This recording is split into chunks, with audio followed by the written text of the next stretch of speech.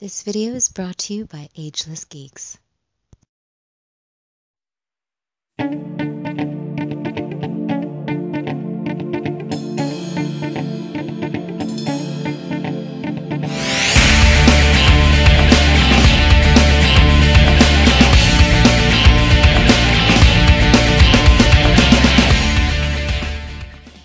Cowabunga dudes and dudettes, this is Anthony, aka Batbomb82, and today I'll be doing a review of the Collect and Connect Ninja Batman figure.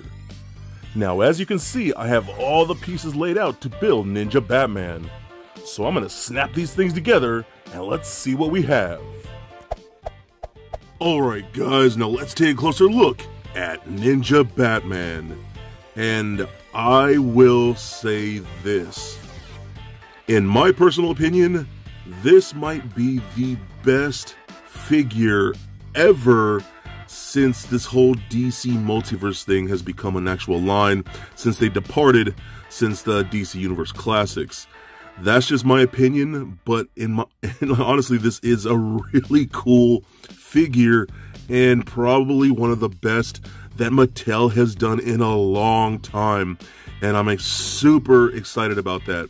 Now, he does have a couple issues that you'll see here shortly, but overall, he is incredible, and I love him. So, first and foremost, that head sculpt, I think, looks great. The paint apps came out fairly clean for the most part. The whole chin strap and the eyes look great. I wish the ears were a little more pointier, but I understand why they couldn't do that. But still looks really, really good. Everything about the suit just came out great, man. They went all out with the paint apps. Just look amazing with all the gold. Really nice shiny gold throughout the entire thing. And these straps and whatnot. The bat logo in the center of the chest looks really good. All the paint throughout the skirt piece looks fantastic. And there's this mix of like copper or bronze and gold on some of the straps here. Even the things on the legs, you can see the gold and that bronze just looks so good. More of that bronze on the feet just look really, really nice to sculpt. From what I can tell, I'm almost positive this is 100% new sculpt from Mattel, and they killed it, dude. Even like these black lines right here on the shoulders, those are just sculpted on and not just painted on. All the lining in the folds in the clothes, the guards look incredible, the hands look really good, the belt, the skirt piece, the whole chest armor has great detail, the baggy pants look amazing. All of this just looks so good. They did a great job with it. Even in the back here, you can see the back of the armor fully painted, just great sculpt through and through. I love this, man. They did such a good job. Like, where the heck was Mattel with the rest of the figures? Because this guy is dope, and if they had stuff like this consistently, they'd probably still have the license, because this is great, man. I'm being dead serious. I love this so much. It's just very, very cool. The cape looks fantastic.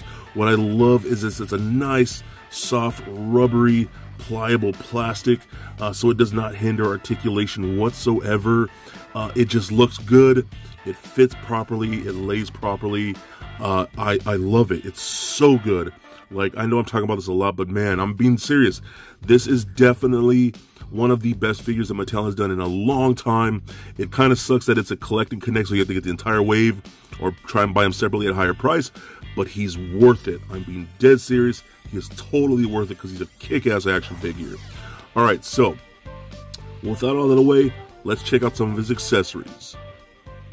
Okay, so we do get a few things here now. We have his gripping hands like so that are already on the figure, and then we do get closed-fisted hands like that for each individual side, like that for the left and right. Those work out really, really nice.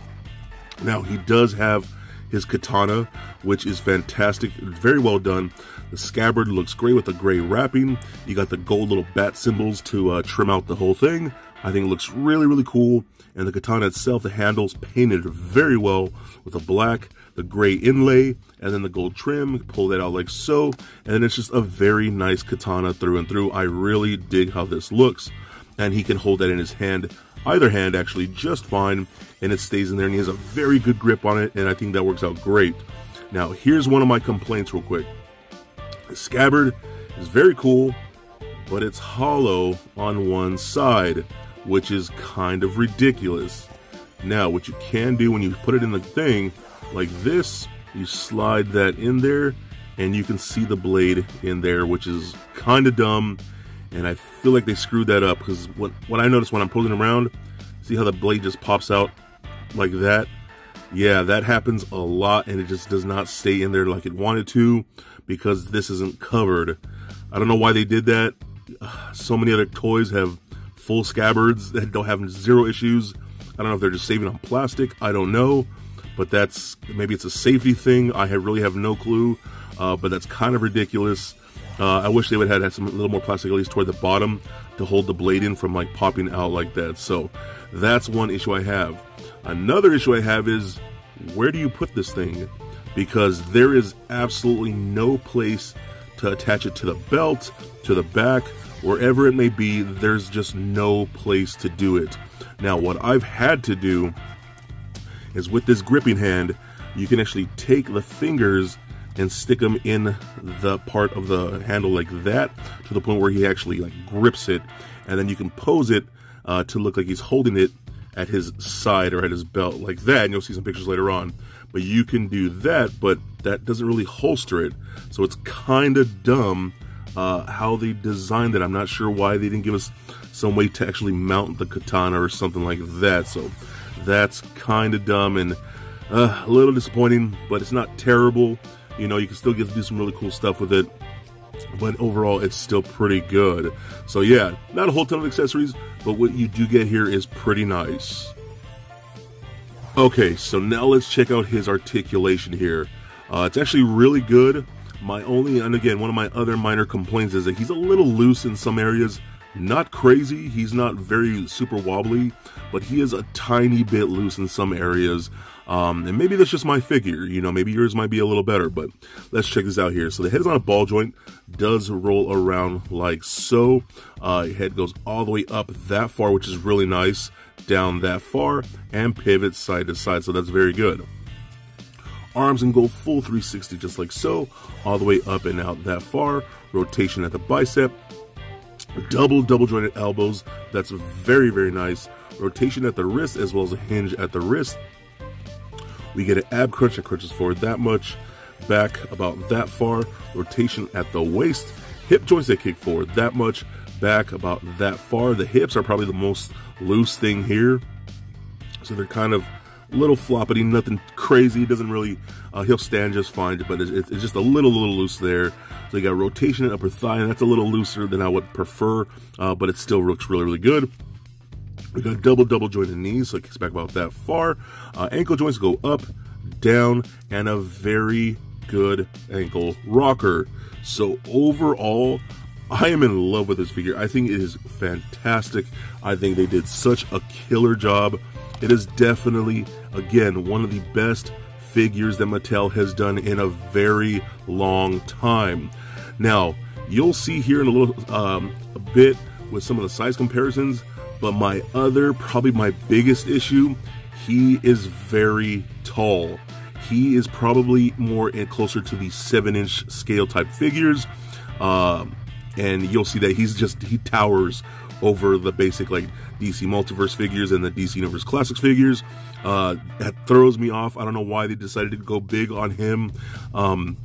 It's weird. I don't get it, but that doesn't really take away from how awesome he really is, because he truly is a work of art from Mattel, and I can't believe I'm saying that. So for a quick size comparison, here he is standing next to a Marvel Legends Deadpool figure, as well as a DCU Batman figure. And for your Ninja Batman comparison, here he is standing next to the SH Figuarts Ninja Batman.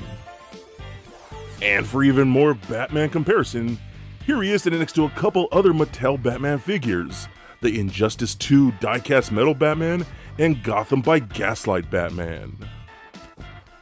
And for your Multiverse comparison, Here he is standing next to all the other figures from this wave that I've already previously reviewed. Now, if I have to rank my least favorite to absolute favorite, I'd have to give the last spot to John Stewart. He really is just kind of a rehash of the same old figure that we got, and to be honest, he's a little worse than that figure. Next up, I'd have to give it to Wally West the Flash. Now, I do love this piece, but his really bright orange hair and the really big bug eyes kind of throws me off. Next up, I'd have to give it to Starfire. Now, she is a gorgeous piece and the only female in this particular wave. I love the paint apps through and through, and her clear hair and those effect pieces really make her for an awesome action figure. Now, next up, I'm gonna have to give it to Black Lightning. Original sculpt all the way through, really nice detail, awesome paint apps, and I love his lightning effects. Then next up, I'm gonna give it to Beast Boy. He does have some minor paint defects and a little fuzzy on that white paint, but he is beautiful and just really stands out on your shelf, and I absolutely love the sculpt. Next up, I'm gonna give it to Nightwing. This is a figure that a lot of us have been wanting for a very long time, and it's really cool to get an updated version with really improved things like better paint, better detail, and overall just a badass action figure. And of course, the number one spot, I'm giving it to Ninja Batman. He is just a badass figure and really makes me wish that Mattel would have kept the license if they had done more action figures like this. He truly is a work of art. The only minor thing is we have nowhere to put his holster for his sword. Other than that, he is totally awesome, and this whole wave, in my opinion, is completely badass. And just for fun, here he is standing next to little Lego Bat Bomb. So there it is, guys, my review of the DC Multiverse Collect and Connect Ninja Batman. Now overall, I think he is so awesome. Like I've said throughout this entire video, the sculpt is impeccable, the paint is very nice and clean, and really holds up to some of those higher end figures. I love his accessories and the interchangeable hands and that sword. Again, my only complaint is that we can't holster the sword anywhere. That's a little weird. I love the articulation, I love the soft rubbery cape, and everything about this is mind-blowingly good considering a lot of crappy figures we've received from Mattel lately. He is definitely a home run, and I would definitely recommend him for your collections. So please comment, like, and subscribe. Stay nerdy, my friends. Peace.